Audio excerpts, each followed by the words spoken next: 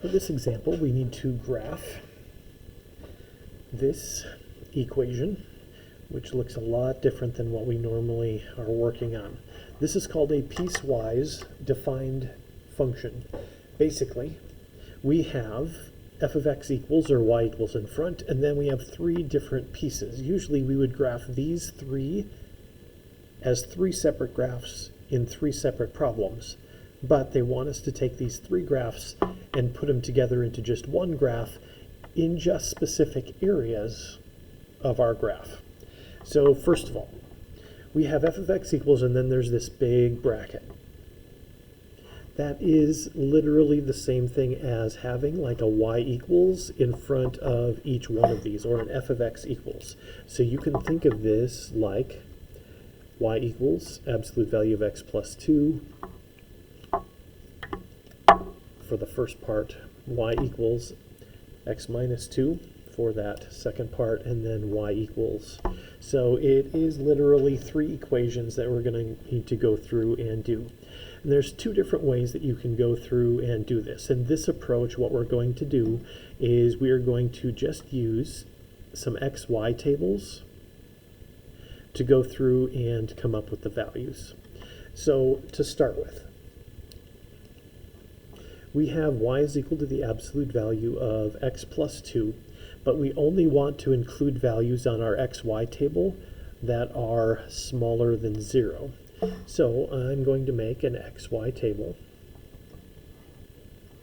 and I'm going to plug in some x's and calculate some y values based on this blue equation. I'm only going to pick x's that are smaller than 0, but I do want to include this value, even though it's just less than and not less than or equal to.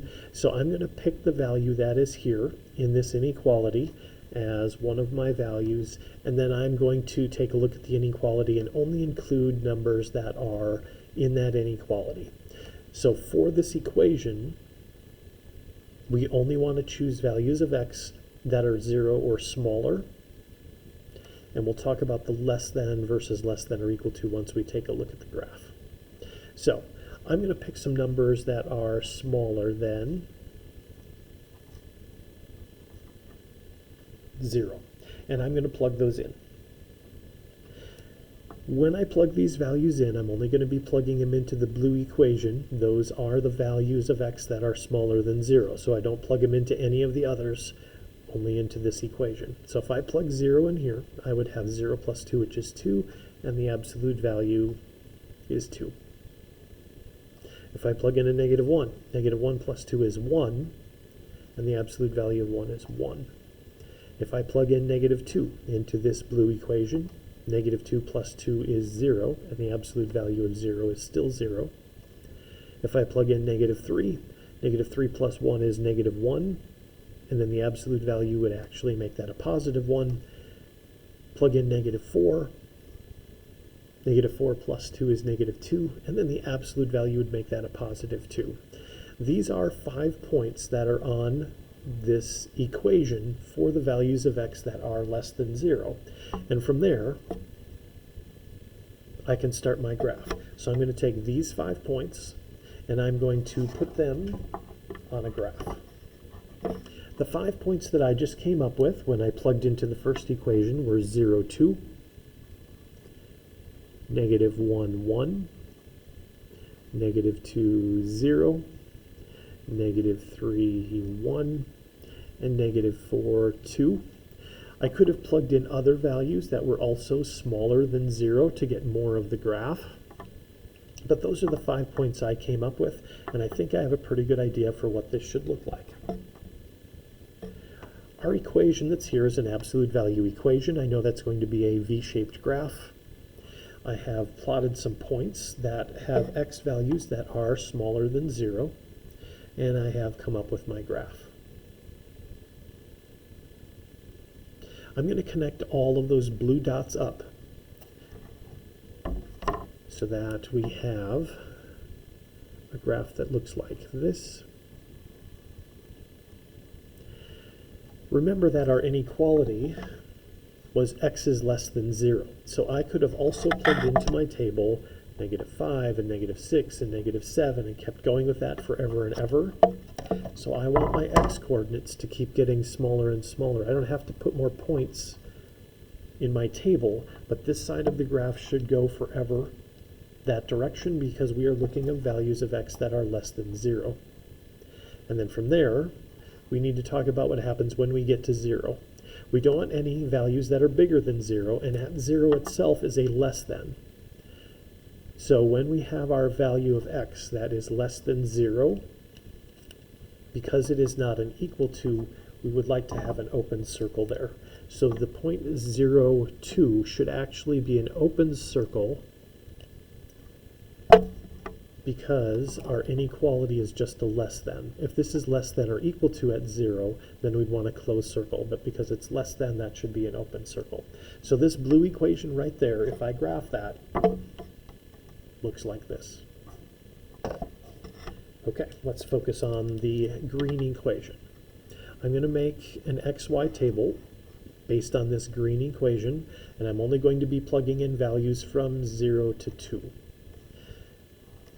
Well, there's only a couple integer values from 0 to 2, so I'm going to plug in 0 and 1 and 2.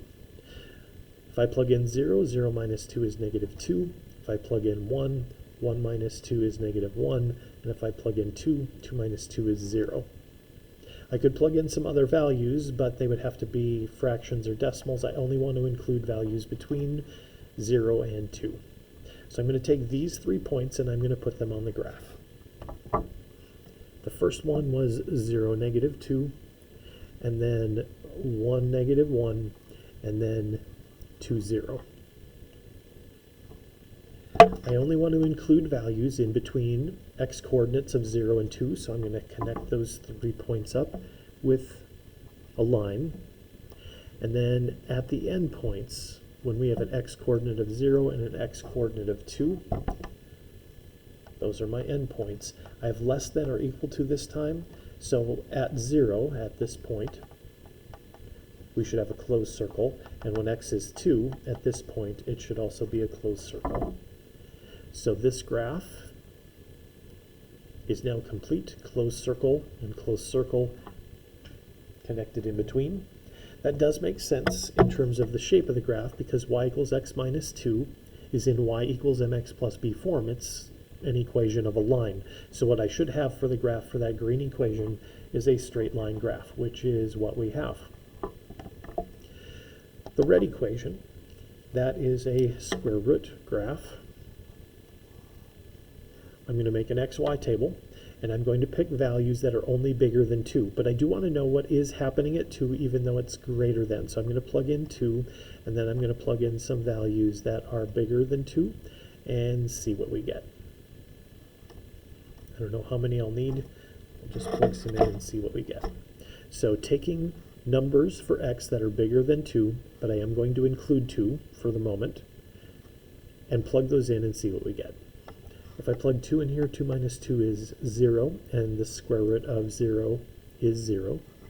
If I plug in 3, 3 minus 2 is 1, and the square root of 1 is 1. If I plug in 4, 4 minus 2 is 2. So I end up with the square root of 2, which is approximately about 1.4 or so. For 5, I plug in 5. 5 minus 2 is 3. So for that value, the exact answer is the square root of 3. Square root of 3 is about 1.8 or 1.9, somewhere in there.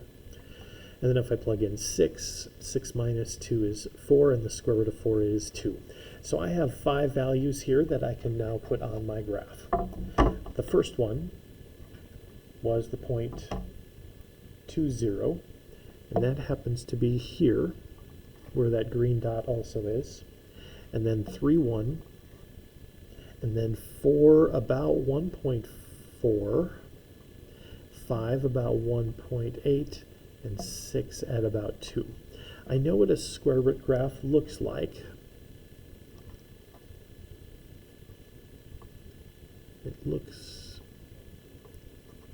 kind of like that. So that would be a reasonable shape for that. And then the only thing that we do need to talk about is what is happening at 2. We started our graph at 2, and for the red graph, that should be an open circle when x is 2, because we just have that greater than symbol. So what we really have in this spot is we have an open circle for the red graph, but for the green graph, it was a closed circle. Overall, then, that means we have a closed circle there. So if you take a table approach to doing this problem, it's relatively straightforward and easy in terms of calculations. We are literally just picking some numbers based on the inequalities that are here, making a table for each one of those different values and then graphing them. It does get a little tricky when you get to the edge at 0 and at 2. You have to be careful with your open and closed circles. But we end up with a graph that looks like this.